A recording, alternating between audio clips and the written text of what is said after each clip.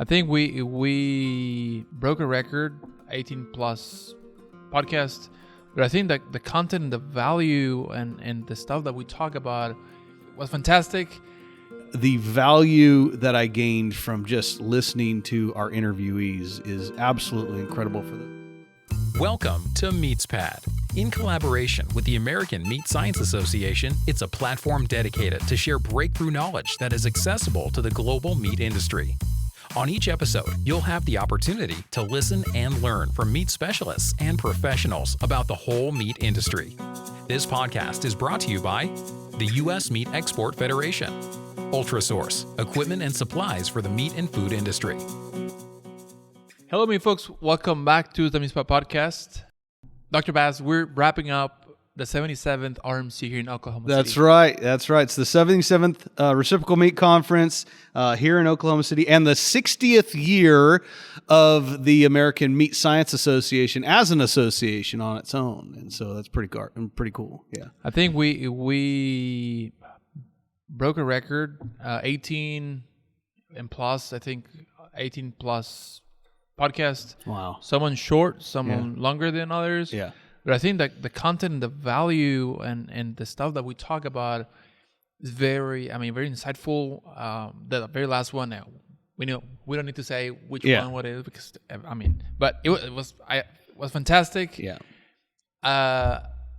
You know what? I was very busy in doing with troubleshooting stuff in Mexico, and at some point, I may not have time to go, but I'm really glad that I came. Yeah.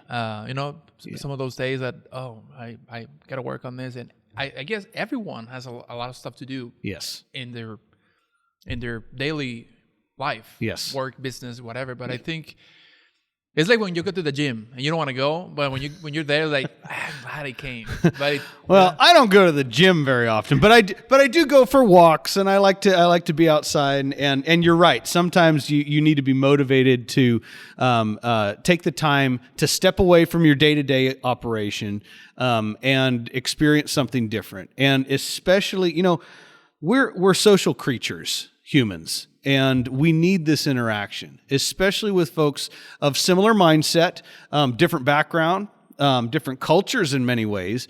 But this is our chance to share ideas. And man, I being here at the Reciprocal Meat Conference, I didn't get a chance to sit in on many of the talks in person, but the value that I gained from just listening to our interviewees is absolutely incredible. For those out there who are getting a chance to listen to the recordings or haven't yet, please do. I think they just keep getting better and better. Our guests keep getting better and better. The content is incredible. I think it's very valuable. It's always very relevant, I believe, as well. It's not just hot topics. Sometimes we're talking a little bit about that, but we try to make these talks. Yes, we essentially date them by saying 77th Reciprocal Meat Conference, but I think the content is going to live on for a long time. So and it's well worth it. Colette, she keeps saying that, you guys don't go to RMC because you're basically in your cave recording away. Yeah. But it's worth it. We're at RMC. We're experiencing it. Absolutely. Yes. Yeah. And you know what? Great thing about American Meat Science Association and their staff is they record all of the sessions. So even if you were in person in some of the talks, you may have missed others that you would have wanted. And so our membership has that opportunity. Go to meatscience.org. You can see the recordings once they're posted. Usually takes a month or two, but lots of content there. So. It's funny because this year I was able to kind of connect, at least on the ones I did on my own. I tried to connect, and most of them, almost all of them, had two things in common: being transparent and communication. Yeah, and I know you can probably relate to that with some of the interviews that you had. Mm-hmm. But you can be in academia, you could be in industry, you can be in government. But how important that is to just communicate effectively with, it could be your student, it can be your boss, it could be, it can be your dad, kid, and it could be a stranger. It could be somebody you've just met. You know, it's important to still go out there, and it's scary sometimes to make those to have those deeper conversations. Since 1883, Ultrasource has been a trusted supplier to the food industry. Ultrasource provides superior kill floor, processing, packaging, and labeling equipment and operational supplies. I know a number of the recordings that we did here in Oklahoma City, they went much deeper than we were expecting. You know, it's not just technical content. We're starting to get a little bit more into philosophical discussions, but I do believe that that's very important for the listening audience, for ourselves, because you're building a deeper relationship with everyone as a result. You're getting closer as a human and as a person, and that's one of the best ways of building communication, I believe. The first time you meet somebody, you can have a superficial conversation, but it's the second and the third time where you built that relationship, and it's just easier to connect and go into deeper conversations. Yeah. So, where are you headed to next in the world, Francisco? I have some plans to go to Belize and Puerto Rico this summer. Mm-hmm. I'm trying to squeeze that in. Yeah. But we're just trying to catch up with a lot of the things. Yeah. I want to thank Khaled and Deidre and all the staff team from MSA to again welcome us and having the opportunity to be in this wonderful room, being recording away. Yeah. And I think next year, hopefully, we come back for the Ohio State University. It's going to be the 78th.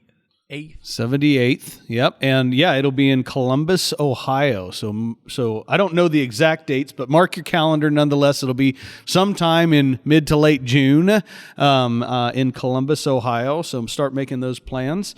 It's going to be great. Ohio is a neat state. I have some connection from my previous occupation, my previous career to Ohio, and I'll be planning on spending a little bit of extra time just making connections back with old friends, and hopefully making a lot of new ones. I have a bit of travel coming up this summer as well. I just completed a trip to Ireland. In fact, as soon, Francisco, I'll tell the listening audience, as I was sitting on the plane getting ready to take off from Minneapolis, Francisco sent a note and I said, "Bud, I'll have to get back to you because I'm just about to take off." But met with some meat processors over there. They have a really neat meat system, very pasture run, so a lot of ruminants. Cattle, sheep are their main commodities. Of course, they raise chickens and pigs, but being an island nation, the grain goods are a little harder to come by, and so they really rely heavily on the regular rains that they get, the fertile fields, and the grasses they can produce. And I got to see some really beautiful carcasses as a result. Beef carcasses, lamb carcasses. Shout out to my new friend, Barry Fitzgerald, who has a butcher shop, family butcher shop and abattoir in County Cork, down in Southern Ireland. Just a great, generous individual. And I'll tell you, we have a lot of really good meat cutters in the United States, but it's something about the European butchers. They take it to another level of art and artistry, and the cuts you may recognize, but they're often presented in a little different fashion, and I appreciate that. And vice versa, if they're ever over, I try to share how we go about selling meat, and I think it's continues to be very important for us to go out and learn from others. And that's what the Reciprocal Meat Conference is, but that's what some of our travels allow us to do as well. So, when are you going next? To Ireland? Yeah. I don't know, boy. Anytime. I'll go back. I had a blast. I did drive on the other side of the road, on the left-hand side of the road, and that was actually I had a lot of fun doing that. It's definitely a mental challenge because everything in your body wants you to drive on the other side of the road, as we do here on the right side of the road, as we do here in North America and most other countries in the world. But it was a fun experience. Got to see a number of different cattle operations. Didn't get to see much for the other livestock species, but cattle is a big part of their world. My next big trip is going to go down to Brazil, and so I'm going to go hang out with some of those cats and again see a completely different way of doing business. ICOMS, right? No, actually, so ICOMS is in Brazil this year, but I'm going down. There's a group of livestock veterinarians that want me to come down and talk about beef production in North America, and so that's what I do. I love doing it. I'll be there on behalf of the university. So excellent. Yeah. Well, Dr. Bass, another RMC. That's a wrap. That's a wrap. Thank you again, MSA, for the opportunity. Thank you, Colette. Thank you, Deidre. Yep. Any final comments that you want to make? I appreciate AMSA. Go meet. Go meet. Thank you, guys.